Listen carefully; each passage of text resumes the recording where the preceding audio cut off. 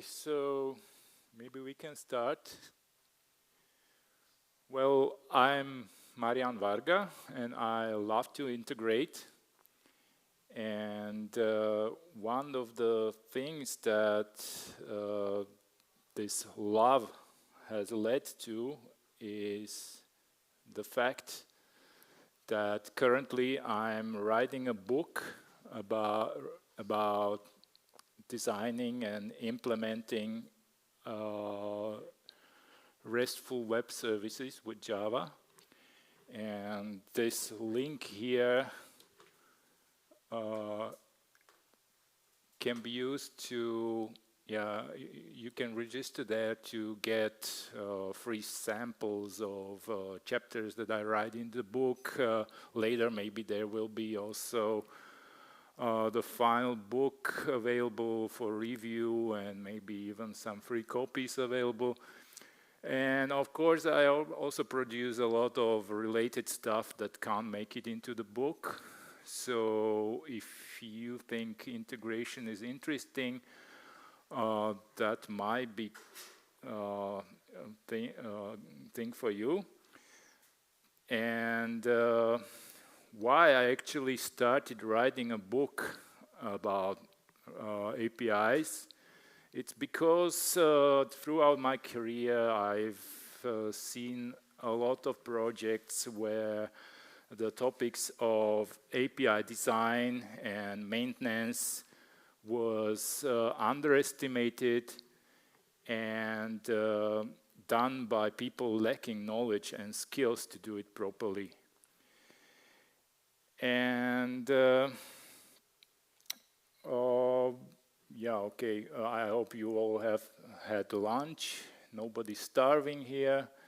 And now, basically, we can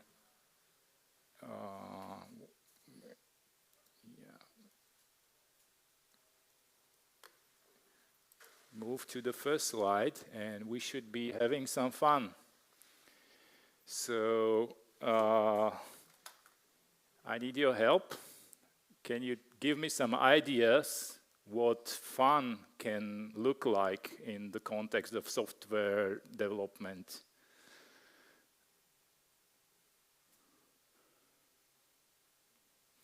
No fun. Sorry? Just work. No fun, just work. Just work. That's a little bit sad. Okay, maybe then I will help you with my view. To me, I can't imagine having fun without having freedom and without having liberty. So how do we achieve more liberty? There can be different ideas again, but standards. That doesn't sound like fun, maybe, but when we're talking, for example, about REST APIs, REST is a standard, HTTP is a standard. Actually, here at the conference, I had a chat with some guys who implement HTTP servers, and I learned that even HTTP has some room for interpretation, and it's not always clear how things should be. And the last resort to check if a server is correct is to run a curl command, and if it works, then it's okay. So, but that doesn't mean we shouldn't pay attention to standards. Quite the opposite. Actually, by adhering to standards as much as possible, we minimize the room for things that can go wrong, and we prevent situations that are not fun, like troubleshooting production systems and reworking production systems. But besides just REST and HTTP, there are other standards that are relevant to integration. And one important standard is OpenAPI. It is a format that lets us describe HTTP APIs in a machine-readable and declarative way.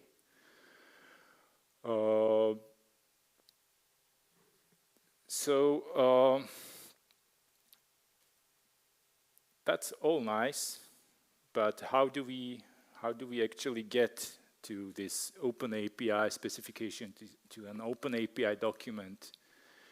There are two approaches to API development, a code first or specification first. And well, what do? You flip a coin and choose one of them. I don't recommend this approach. I think you should think a little bit more. And the reason is, I will show you in a small code example.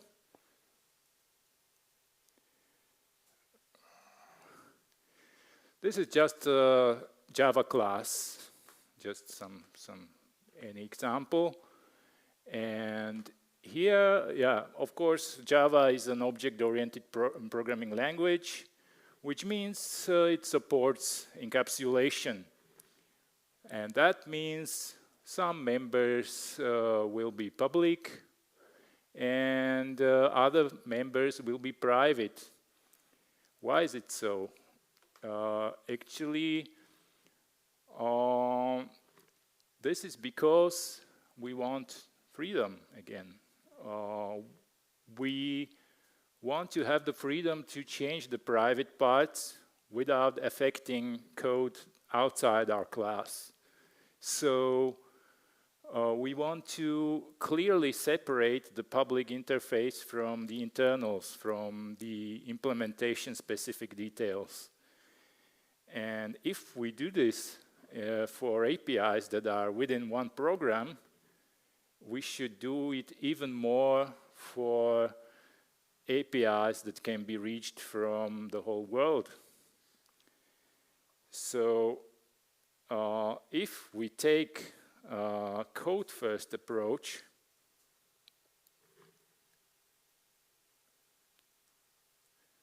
what we basically do is we write some code in our favorite programming language. We add some annotations to it, and some magic happens, and the OpenAPI specification is generated from that. That works, of course.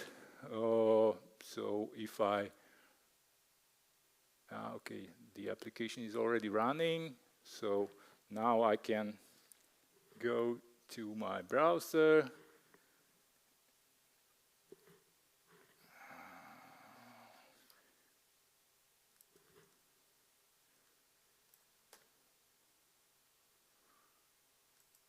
And open the page.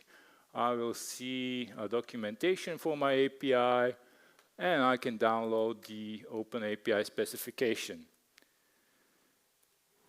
What I see as a problem here is that the source of truth of this API specification is actually scattered across multiple Java classes. Some of it comes from these annotations. Some of it is inferred from the data structures that we use as inputs and outputs for the endpoints. And yet, there's yet another part. If we really need a complete OpenAPI document, we may need to provide some metadata. So that's something that's actually totally disconnected from the Java structure, and it's mostly copying the structure of the OpenAPI specification. So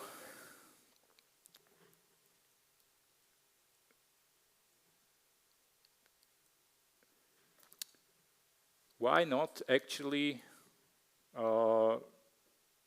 admit that the OpenAPI document is important to us, and we can use this format that is suitable for specifying APIs.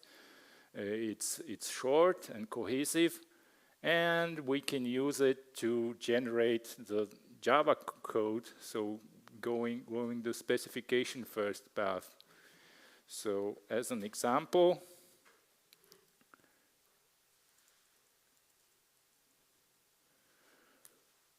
here we have the specification.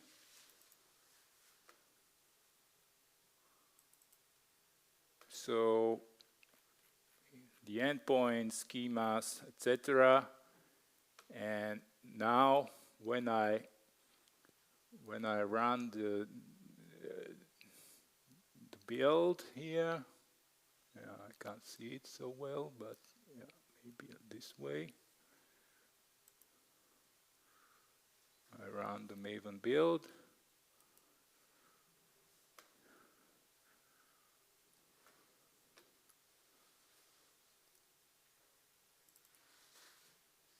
And now I can see that the code is generated in the target directory. This means the generated code is not checked in to the version control system. That gives us the advantage that we can be sure that the generated code is in sync with the specification. And also another interesting thing here is that we actually generate an interface, and the implementation of this Java interface is already in the manually written part. And this way we both use the advantage of the OpenAPI format, which is good for specifying APIs, and the advantage of a Java language, which is a strongly typed language. So if we make some change and it's not compatible with our implementation, then of course Java will shout at us and give us syntax errors, and that's a good thing. Okay, now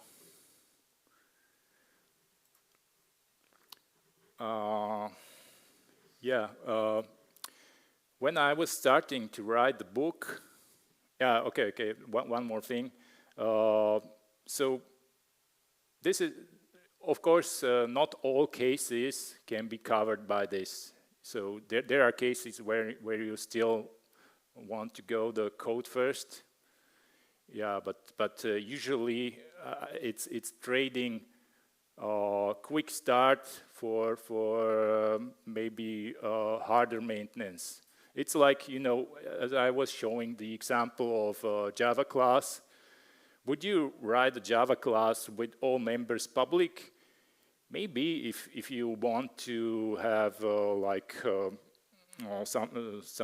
if you're doing some experiment, if it's something non-critical, something that's just short-lived, then okay, go ahead. But otherwise, you would want to separate the interface from the implementation.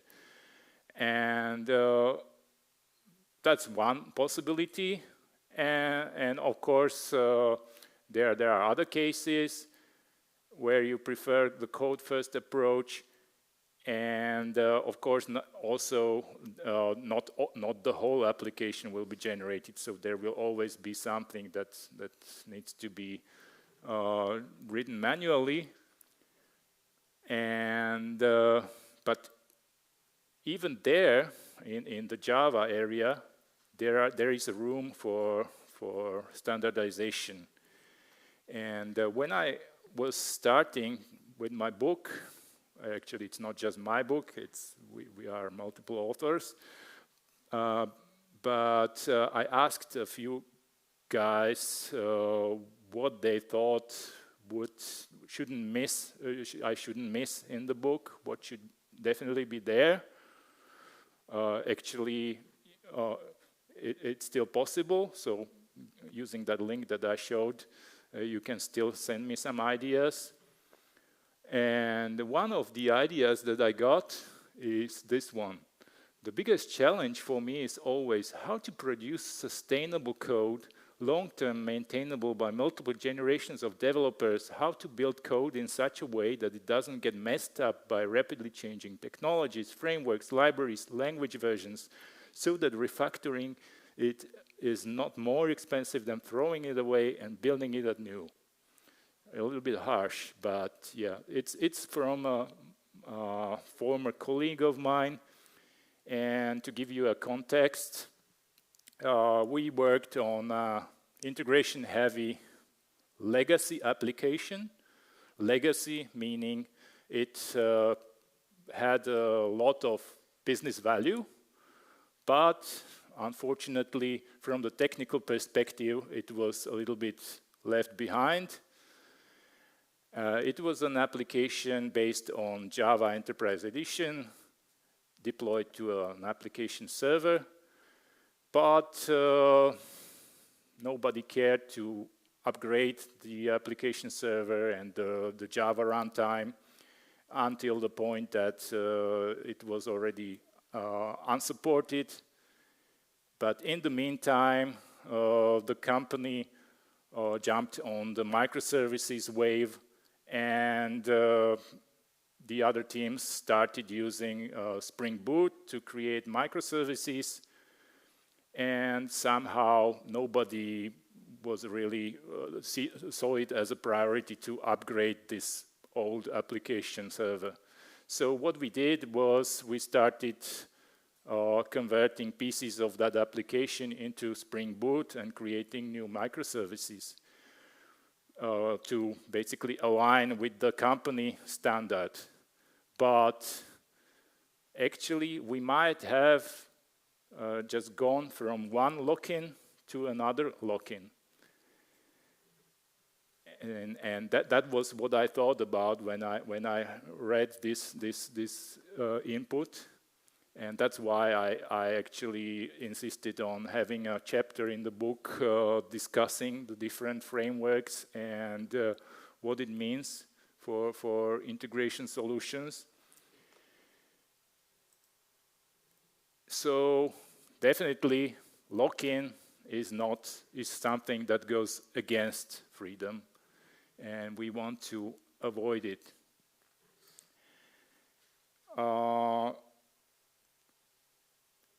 At the same time, there is some innovation going on. So back in the day, we had actually this slide is highly inspired by Ivar. I don't remember the surname, who had the talk yesterday about the relationship between Spring Boot and Jakarta EE. So there was Java 2 Enterprise Edition, which was a revolution in the server side.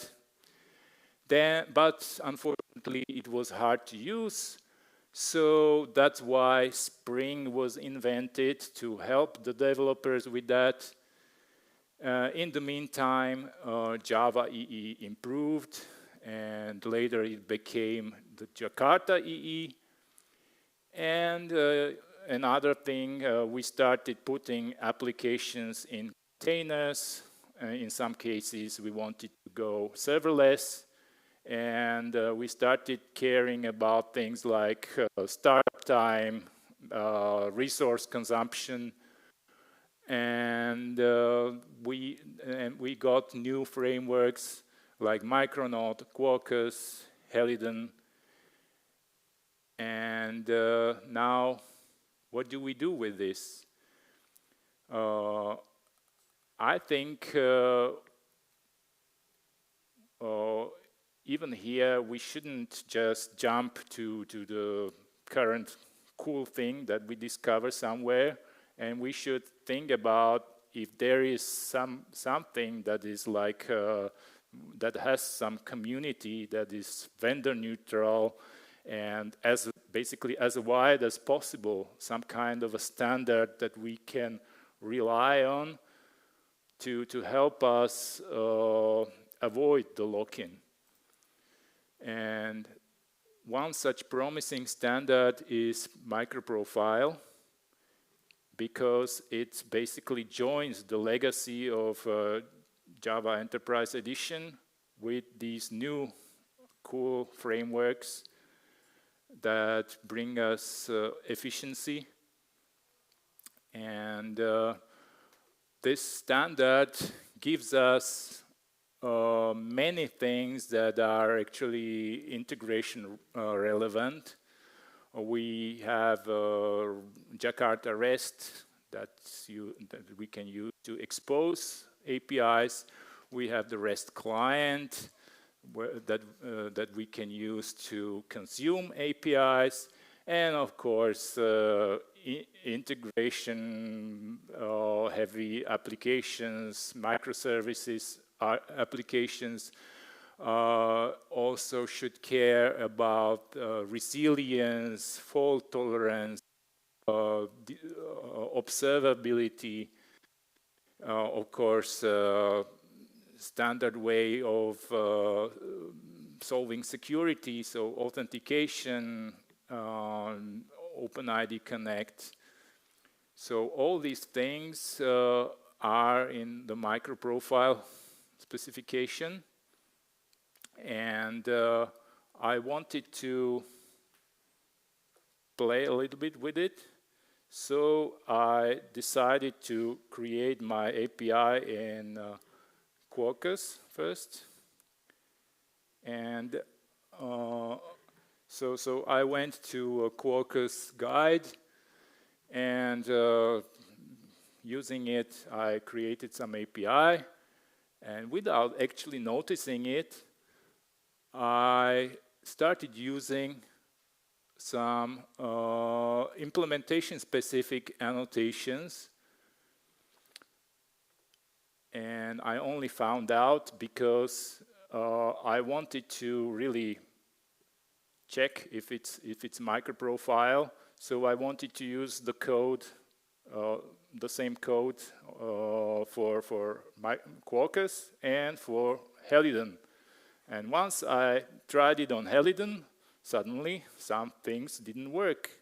It said I'm missing some dependencies. And only after that I found this sentence here below that says, yes, you can use Jakarta REST annotations, but these implementation-specific ones are more convenient because you don't need to specify the parameter name. So just using a framework that supports MicroProfile doesn't mean that your application will be automatically portable to some other MicroProfile compliant framework. So that's something that you need to be careful about, and it's an investment that may pay off in that you will prevent at least some partially a lock-in to the framework. And here is my code again. So after some going back and forth, I was able to write some API implementation. This is the Quarkus one, and yeah, I think I won't need to start it here, but basically for Helidon, I have the same. There's also things that are in the Jakarta core profile that is part of MicroProfile. Of course, we need to compose our application from some modules, and we want them to be independent, so we use dependency injection, and that's another thing where we need to check if we are using the interoperable way. And one more thing that I realized when playing with this MicroProfile implementation is that after the actual API implementation, usually the second most used thing is accessing a data store, accessing a database. Even for our book, where we just need to write some demo application, we had to use a database because we wanted to show that when you put some data to the application, then later you can get the same data from it. And so you need to store it somewhere.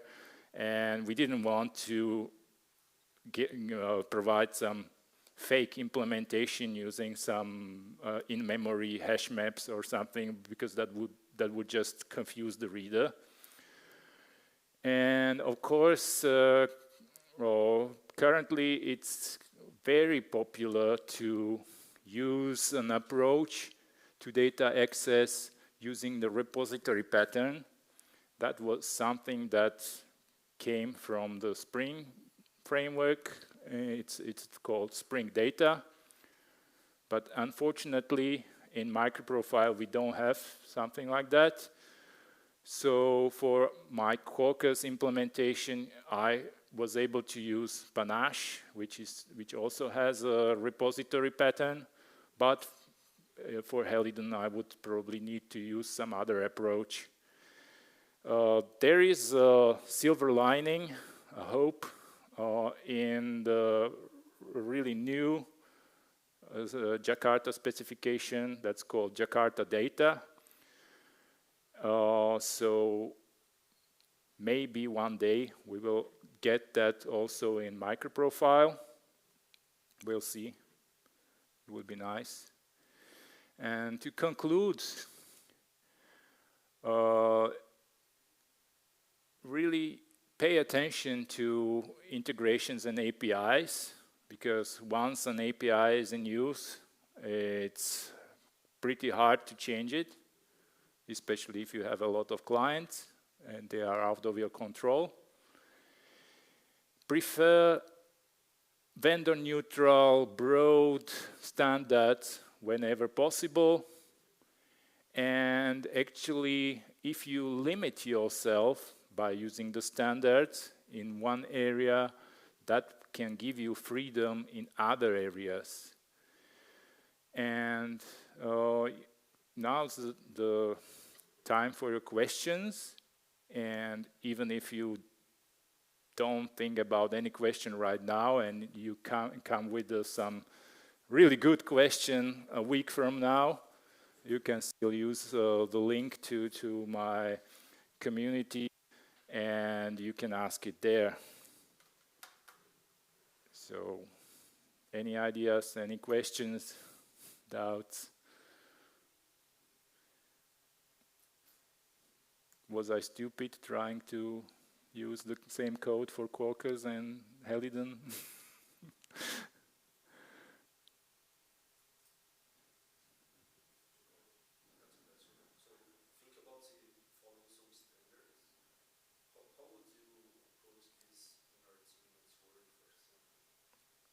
How would I what? How would you handle which standards we are going to follow when we are working, let's say, for example, for code? Okay, so the question is how to choose which standards to follow.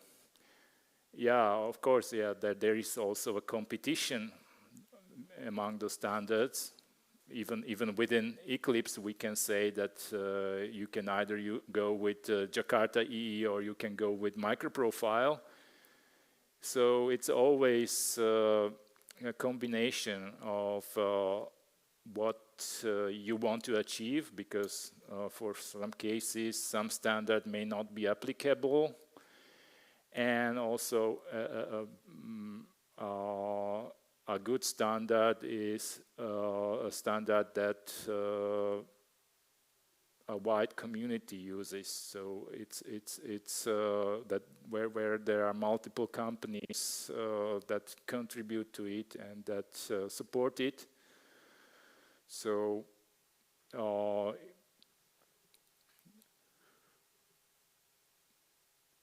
even for example, for if I go back to the beginning, for REST APIs, of course, the REST and HTTP, that's like the cornerstones.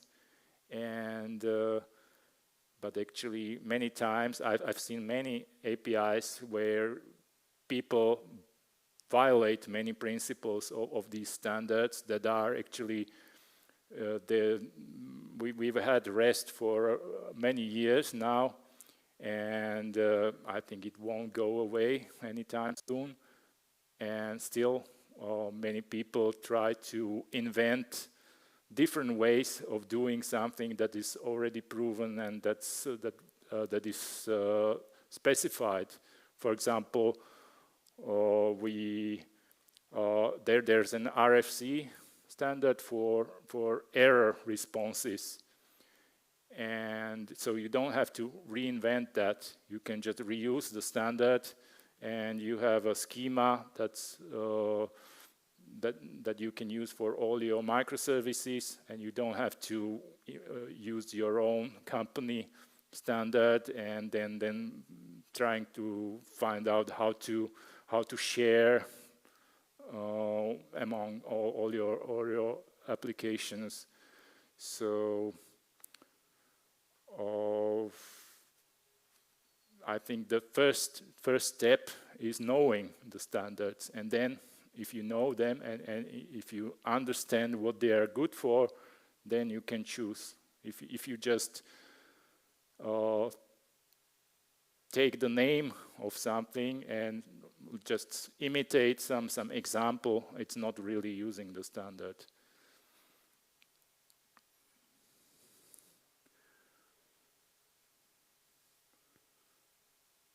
And maybe one more thing that I forgot to say.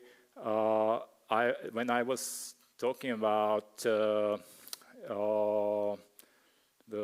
private versus public, actually when you use the code first approach, it's really easy to expose something that you don't want to expose, because you make an implementation change and it's automatically propagated to your API specification. So for example, if we have